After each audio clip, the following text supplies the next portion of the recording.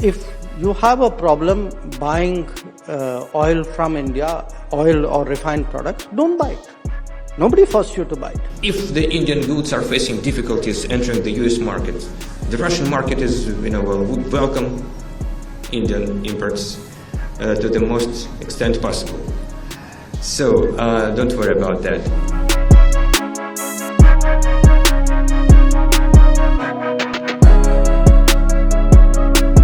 आज हम चर्चा करेंगे उस बड़ी खबर पर जिसने भारत और अमेरिका के बीच रिश्तों में हलचल मचा दी है। जी हाँ, भारत ने रूस के लिए वो किया है जो कोई सोच भी नहीं सकता और ना ही ये कोई करने का दम रखता है। दरअसल सुबह से ही लगातार ये खबरें चल रही है कि अमेरिका ने भारत को आधिकारिक नोटिस जारी कर दिया है, जिसके तहत भारतीय उत्पादों पर 50% का टैरिफ लगाया जाएगा। लेकिन एक तरफ से भारत ने दुनिया को ये बता दिया कि रूस के लिए वो किसी भी हद तक जाने को तैयार है। पीएम मोदी के चीनी दौरे से पहले ट्रम्प का 50% टैरिफ ये बता रहा है भारत अपने किसानों के हित से कभी पीछे हटने वाला नहीं है। अब ये कदम सिर्फ एक इकोनॉमिक कदम नहीं है, बल्कि इसके पीछे छिपे हैं जियोपॉलिटिक्स और स्ट्रेटेजिक इंटरेस्ट और भारत की आत्मनिर्भरता के बड़े सवाल। तो चलिए जानते हैं इस पूरे विवाद की जड़ क्या है, भारत ने किस प्रकार पलटवार किया है, इसको हम विस्तार से समझेंगे इस वीडियो में। ट्रम्प के भारत सीधे तौर पर निशाने पर था और अब 26 अगस्त को US department of homeland security ने भारत को औपचारिक नोटिस भेज दिया है कि 27 अगस्त से सभी भारतीय ओरिजिन के उत्पादों पर 50% टैरिफ लागू हो जाएगा, यानी कि 25 + 25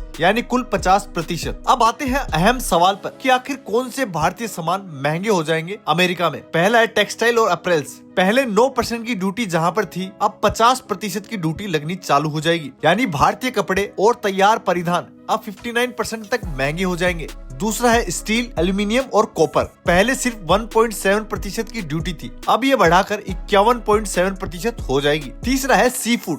भारत का बड़ा एक्सपोर्ट अमेरिका जाता है, अब इन सभी पर भारी टैरिफ लगेगा। अब चौथा आता है फर्नीचर और मैट्रेस। पहले जहां पर 2.3% था, अब वहीं पर 52.3% हो गया है। और 5वें नंबर पे आता है ऑटो पार्ट्स। यहाँ पर सिर्फ 25% ही टैरिफ रखा गया है, यानी डबल हिट अभी तक नहीं हुआ है। लेकिन ध्यान दीजिए, हर प्रोडक्ट पर टैरिफ नहीं लगाया गया है। अब आप कहेंगे कि अगर भारत को अमेरिका अपना दोस्त कहता था तो उसने पीठ में छुरा क्यों भोंका? दरअसल इसका सबसे बड़ा कारण है एशियन ऑयल का मुद्दा। जी हाँ, भारत रूस से तेल खरीद रहा है, उसे रिफाइन कर पेट्रोल डीजल बनाकर बेच रहा है। अमेरिका को ये खटक गया। इसी बात पर जयशंकर ने उस पर पलटवार भी किया। अगर आपको ये लगता है कि भारत फायदा उठा रहा है तो भारत से तेल खरीदना बंद कर दो, सिंपल सा फॉर्मूला है। इसके बाद आता है दूसरे नंबर पर नेशनल सिक्योरिटी का बहाना। अमेरिका का कहना है कि रूस से भारत का तेल व्यापार और स्ट्रेटेजिक इंटरेस्ट के खिलाफ है। अब बात करते हैं तीसरे पॉइंट की। जो तीसरा पॉइंट है, ये ट्रेड नेगोशिएशन का दबाव बनाना। अमेरिका चाहता है कि भारत अपने एग्रीकल्चर मार्केट को खोले, डिजिटल ट्रेड में बदलाव करे और एनर्जी अलाइनमेंट वेस्ट के साथ काम करे। अब यहाँ पर बात करते हैं चौथे पॉइंट की। तो चौथा पॉइंट है अमेरिका फर्स्ट पॉलिसी। ट्रम्प का ये मानना है ज्यादा टैरिफ से अमेरिका का खजाना भरेगा, लेकिन सच्चाई ये है कि ये बोझ अमेरिकी कंज्यूमर्स पर पड़ जाएगा। अब भारत ने अमेरिका को करारा जवाब दिया है। जयशंकर ने साफ कहा है कि भारत का कदम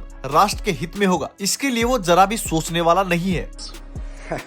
Look, it's funny you have people who work for a pro-business American administration accusing other people of doing business. Okay, that's really curious. But here's the point: if you have a problem buying oil from India, oil or refined products, don't buy it. Nobody forced you to buy it. तो वही भारत के प्रधानमंत्री नरेंद्र मोदी ने किसानों और छोटे व्यापारियों को भरोसा दिलाया कि किसी भी हालत में या किसी भी स्थिति में भारत नहीं झुकेगा। इसके अलावा पीयूष गोयल ने भी कहा था कि भारत बातचीत करने को तैयार है, लेकिन किसानों और छोटे उद्यमियों से कोई भी समझौता नहीं होगा। अब बात करेंगे इस टैरिफ के असर का और जानेंगे इसका सबसे बड़ा असर किस पर पड़ा है। सबसे पहले असर की बात करते हैं तो सबसे पहला असर अमेरिका के उपभोक्ताओं पर पड़ेगा, क्योंकि इससे भारतीय ज्वेलरी, टेक्सटाइल और सी फूड सब कुछ महंगा हो जाएगा। और कई अमेरिकी सोशल मीडिया पर वीडियो डालकर ये दिखा भी रहे हैं कि प्राइस 20 से 30% तक बढ़ चुके हैं। All the tags have these bottom pieces. All the tags have these bottom pieces ripped off. But then you find one with the bottom still on. $10.98.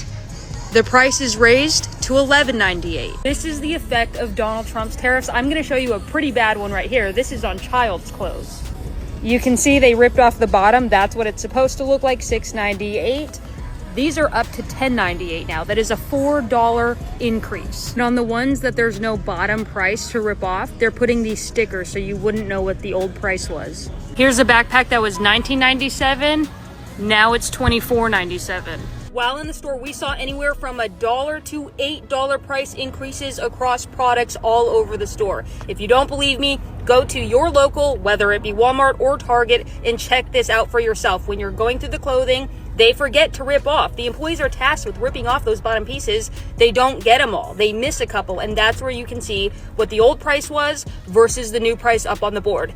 This is the effect of Donald Trump's tariffs. अब दूसरे की बात करते हैं। दूसरा है भारतीय अर्थव्यवस्था पर असर। अनुमान है कि जीडीपी पर 0.3% से 0.5% तक का असर पड़ सकता है, लेकिन भारत अपने डोमेस्टिक मार्केट और नए ट्रेड पार्टनर से इनको कम करने की तैयारी में जुट चुका है। यहीं पर तीसरे की बात करें तो वो है जियोपॉलिटिक्स। रूस और चीन भारत के साथ खड़े हो चुके हैं। रूस ने तो बड़ा ऐलान भी कर दिया है कि अगर अमेरिका का मार्केट किसी भी प्रकार से बंद होता है तो भारतीय सामान के लिए रूस में खुला वेलकम है। वो जब चाहे रूस में अपना माल बेच सकता है, यानी कि भारत वहां पर मार्केट खोल सकता है। अब जरा इनका बयान सुनिए।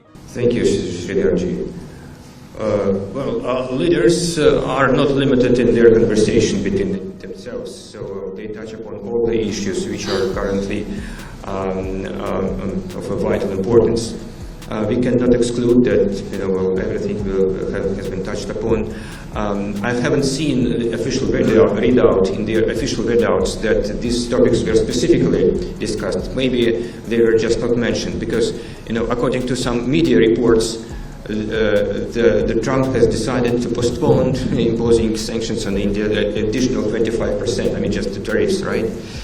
So, generally speaking, our take is that any kind of a trade protectionism policy provokes disputes and instability in the global trade, as well as violation of the most favored nation principles of the WTO.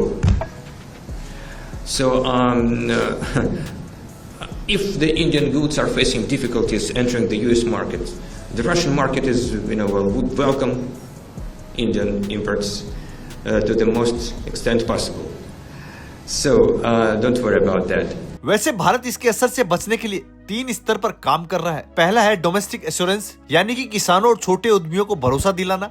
दूसरा है global message, दुनिया को ये दिखाना कि भारत किसी के दबाव में नहीं आने वाला है। और तीसरा है long term strategy, south trade रूस, चीन और मिडिल ईस्ट के साथ साझेदारी बढ़ाना। और प्रधानमंत्री कार्यालय में हाई लेवल मीटिंग भी हुई और संभावना जताई जा रही है कि सरकार एक्सपोर्ट्स को सब्सिडी और टैक्स की रियायत दे सकती है। खैर, ये विवाद केवल टैरिफ का नहीं, ये असल में भारत की नई पहचान का प्रतीक है कि एक ऐसा देश जो अब किसी के दबाव में नहीं झुकता। भारत ने दुनिया को ये संदेश दे दिया है, चाहे कीमत जो भी हो, राष्ट्रीय हित पर किसी भी प्रकार का कोई भी समझौता नहीं होगा। और यही है भारत का असली पलटवार। अगर आपको ये जानकारी अच्छी लगी तो चैनल को लाइक और सब्सक्राइब जरूर करें।